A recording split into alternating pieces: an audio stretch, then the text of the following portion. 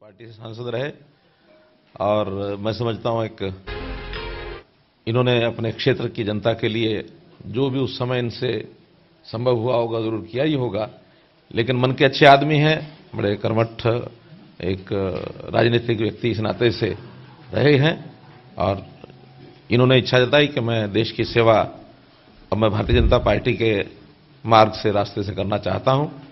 हमने भी इनका स्वागत किया है और आज ये भारतीय जनता पार्टी में विधिवत शामिल हो रहे हैं और मैं आशा करता हूं कि पार्टी के साथ सब लोगों के साथ कंधे से कंधा मिला करके और अपना जो लक्ष्य है उसको प्राप्त करेंगे। मैं बहुत बहुत स्वागत करता हूं अरविंद शर्मा जी का। मैं श्री अनिल जैन जी से आग्रह करूंगा कि इस अवसर पर 2 शब्द बोले। डॉक्टर अरविंद शर्मा के विषय में हम सबके जानकारी में आया है और डॉक्टर अरविंद शर्मा ने देश में जिस प्रकार से एक विश्वासपूर्ण तरीके से निर्णायक नेता के साथ केंद्र में जो सरकार चल रही है, इसको देखते हुए अरविंद शर्मा जी ने करीब करीब 2.5 महीने पहले ये इच्छा व्यक्त की थी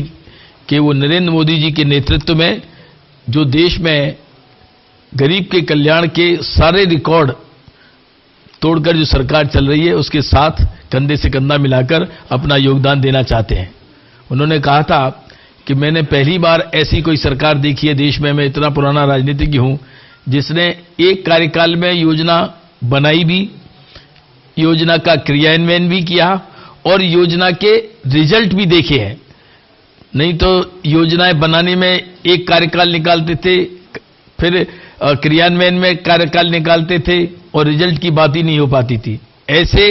नरेंद्र भाई मोदी जी के नेतृत्व में काम करने की आपने इच्छा व्यक्त की। भारतीय जनता पार्टी इनको अपने परिवार में लाकर प्रसन्न है और लगता है इनके परिश्रम से, इनकी लोकप्रियता से पार्टी को भी फायदा होगा। हम अरविंद शर्मा जी का स्वागत करते हैं। मैं डॉक्टर अरविंद शर्मा जी से आग्रह करूंगा कि आप लोगों को संबोधित करें। मुझे इस बात की खुशी है और गर्व भी है कि मैं आज भारतीय जनता पार्टी की सदस्यता श्री नरेंद्र मोदी जी के नेतृत्व में, भाई अमित शाह जी के नेतृत्व में और हमारे हरियाणा में हमारे लोकप्रिय मुख्यमंत्री मनोहर लाल खट्टर जी, भाई डॉक्टर अनिल जैन जी, इनके नेतृत्व में मैं ज्वाइन कर रहा हूं। और मेरे ऊपर कोई इस तरह की बातें नहीं थी कि मैं कौन सी पार्टी ज्वाइन करूं। मैंने खूब सोच समझ करके करीबन 2-2.5 साल से मैंने पूरा देखा है, परखा है कि किस तरह से मोदी जी के नेतृत्व में देश कितना आगे बढ़ रहा है। गरीबों के लिए, दलितों के लिए, किसानों के लिए, नौजवान, बेरोजगार, मजदूरों के लिए, महिलाओं के लिए, बुजुर्गों के लिए, हर तबके के लिए इस पार्टी ने खूब कराह किया है, खूब अच्छे से सोच रखी है, खूब अच्छे से इन तबकों को आगे बढ़ाया है। और अब आप देखिए पीछे विरोधी क्या करते हैं कि पहले सर्जिकल स्ट्राइक पर, अब एयर स्ट्राइक हुई, इसके ऊपर आप सवाल उठाते हैं, आप किस तरह की बातें करते हैं। इन सारी सोचों को देख करके, इन सारी बातों को देख करके मैंने निर्णय किया। मैं पीछे प्रधानमंत्री जी से भी मिला था, नमस्कार हुआ था, मिला था, और परसों अध्यक्ष जी से भी, आदरणीय परम आदरणीय अमित शाह जी से भी मेरी मुलाकात हुई। और मैंने डॉक्टर अनिल जैन जी और खट्टर साहब से तो मैं मिलता ही रहता हूं, तो मुझे पूरा मैंने अपने खूब अच्छे तरीके से, जींद का जब उपचुनाव हुआ तब भी हम इकट्ठे हमने काम किया। मैंने खूब अपने दिल से, अपनी आत्मा की आवाज से मैं आज बीजेपी की सदस्यता ग्रहण कर रहा हूं और मुझे इस बात का गर्व है। धन्यवाद। जय हिंद, जय भारत। बहुत बहुत धन्यवाद।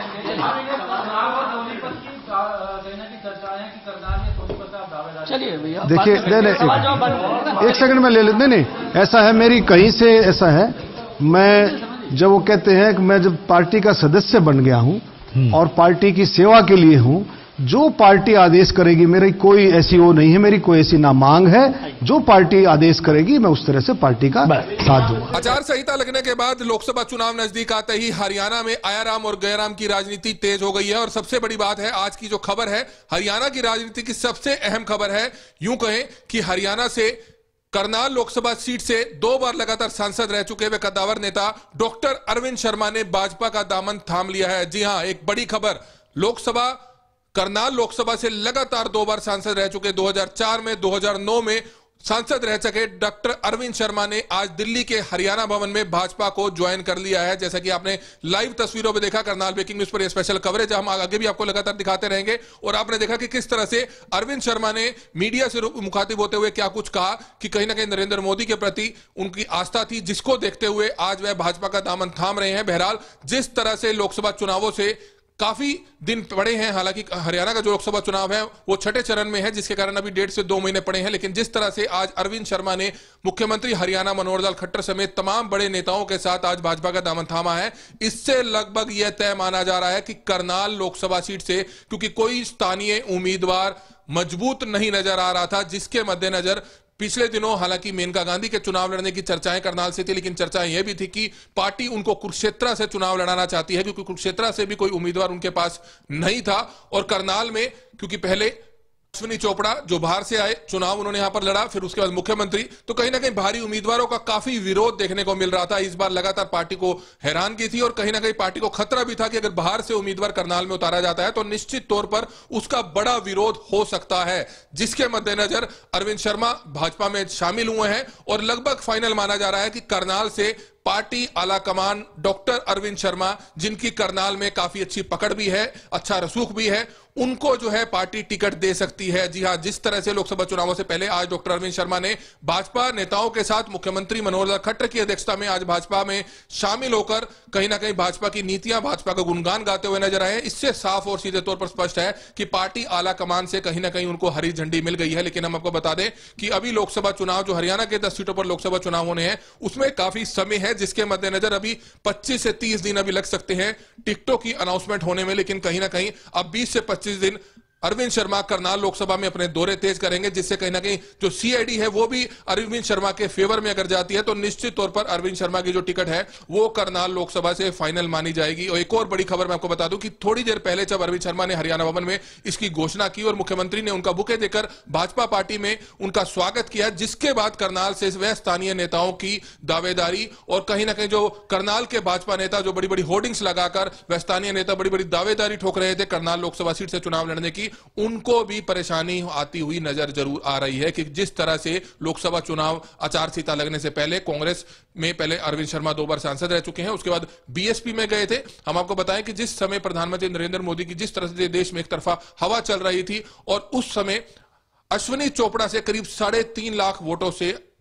अरविंद शर्मा हारे थे। जी हां, मैं आपको बता दूं कि अश्विनी चोपड़ा से करीब 3.5 लाख वोटों से अरविंद शर्मा हारे थे, लेकिन अब उन्होंने बीजेपी में ज्वाइनिंग कर ली है, जिससे लगभग यही फाइनल माना जा रहा है कि करनाल लोकसभा सीट से पार्टी आलाकमान उनको चुनावी मैदान में आने वाले समय में उतार सकती है। लेकिन आने वाले समय में यह देखना जरूर होगा कि करनाल के तमाम व स्थानीय बड़े नेता जो अपनी अपनी दावेदारी पेश कर रहे थे करनाल लोकसभा सीट से चुनाव लड़ने की, कि क्या वह खुले मंच पर डॉक्टर अरविंद शर्मा का साथ देते हैं। क्योंकि हम आपको बता दें कि 10 साल अरविंद शर्मा सांसद रहे हैं करनाल में, लगातार वह खुले दरबार भी अपने निवासस्थान सेक्टर 6 में उनका निवासस्थान है, वहां से खुले दरबार भी लगाते थे, तो कहीं ना कहीं पब्लिक को संतुष्ट जरूर करते थे, जिसके मद्देनजर कहीं ना कहीं करनाल में उनकी मजबूती जरूर है। और जब अरविंद शर्मा के बाद अश्विनी चोपड़ा सांसद बने हैं तो कहीं ना कहीं अरविंद शर्मा की जो कमी थी वो करनाल के लोगों को खल जरूर रही थी। शायद इसी को लेकर और इसी रिपोर्ट को लेकर आज पार्टी आलाकमान ने पार्टी की अध्यक्षता में आज अरविंद शर्मा ने पार्टी को ज्वाइन कर लिया है। Kamal Midda, Karnal breaking news, Karnal. Party से सांसद रहे और मैं समझता हूं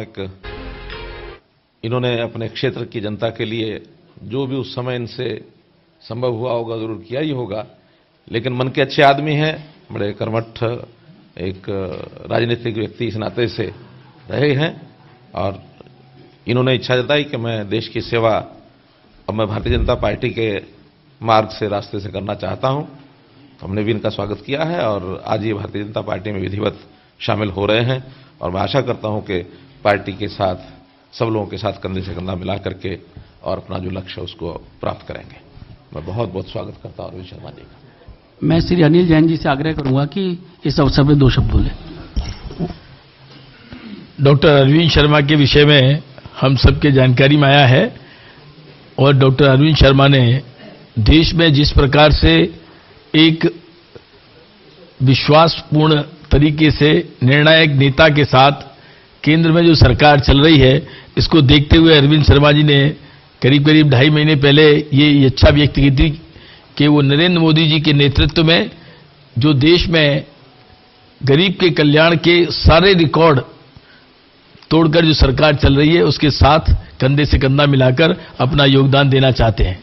उन्होंने कहा था कि मैंने पहली बार ऐसी कोई सरकार देखी है देश में, मैं इतना पुराना राजनीतिज्ञ हूं, जिसने एक कार्यकाल में योजना बनाई भी, योजना का क्रियान्वयन भी किया और योजना के रिजल्ट भी देखे हैं। नहीं तो योजनाएं बनाने में एक कार्यकाल निकालते थे, फिर क्रियान्वयन में कार्यकाल निकालते थे और रिजल्ट की बात ही नहीं हो पाती थी। ऐसे नरेंद्र भाई मोदी जी के नेतृत्व में काम करने की आपने इच्छा व्यक्त की। भारतीय जनता पार्टी इनको अपने परिवार में लाकर प्रसन्न है और लगता है इनके परिश्रम से, इनकी लोकप्रियता से पार्टी को भी फायदा होगा। हम अरविंद शर्मा जी का स्वागत करते हैं। मैं डॉक्टर अरविंद शर्मा जी से आग्रह करूंगा कि आप लोगों को संबोधित करें। मुझे इस बात की खुशी है और गर्व भी है कि मैं आज भारतीय जनता पार्टी की सदस्यता श्री नरेंद्र मोदी जी के नेतृत्व में, भाई अमित शाह जी के नेतृत्व में और हमारे हरियाणा में हमारे लोकप्रिय मुख्यमंत्री मनोहर लाल खट्टर जी, भाई डॉक्टर अनिल जैन जी, इनके नेतृत्व में मैं ज्वाइन कर रहा हूं। और मेरे ऊपर कोई इस तरह की बातें नहीं थी कि मैं कौन सी पार्टी ज्वाइन करूं। मैंने खूब सोच समझ करके करीबन 2-2.5 साल से मैंने पूरा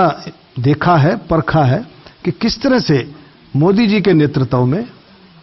देश कितना आगे बढ़ रहा है, गरीबों के लिए, दलितों के लिए, किसानों के लिए, नौजवान, बेरोजगार, मजदूरों के लिए, महिलाओं के लिए, बुजुर्गों के लिए, हर तबके के लिए इस पार्टी ने खूब किया है, खूब अच्छे से सोच रखी है, खूब अच्छे से इन तबकों को आगे बढ़ाया है। और अब आप देखिए पीछे विरोधी क्या करते हैं कि पहले सर्जिकल स्ट्राइक पर, अब एयर स्ट्राइक हुई, इसके ऊपर आप सवाल उठाते हैं, आप किस तरह की बातें करते हैं। इन सारी सोचों को देख करके, इन सारी बातों को देख करके मैंने निर्णय किया। मैं पीछे प्रधानमंत्री जी से भी मिला था, नमस्कार हुआ था, मिला था, और परसों अध्यक्ष जी से भी, आदरणीय परम आदरणीय अमित शाह जी से भी मेरी मुलाकात हुई। और मैंने डॉक्टर अनिल जैन जी और खट्टर साहब से तो मैं मिलता ही रहता हूं। तो मुझे पूरा, मैंने अपने खूब अच्छे तरीके से, जींद का जब उपचुनाव हुआ तब भी हम इकट्ठे हमने काम किया। मैंने खूब अपने दिल से, अपनी आत्मा की आवाज से मैं आज बीजेपी की सदस्यता ग्रहण कर रहा हूं और मुझे इस बात का गर्व है। धन्यवाद। जय हिंद, जय भारत। बहुत बहुत धन्यवाद।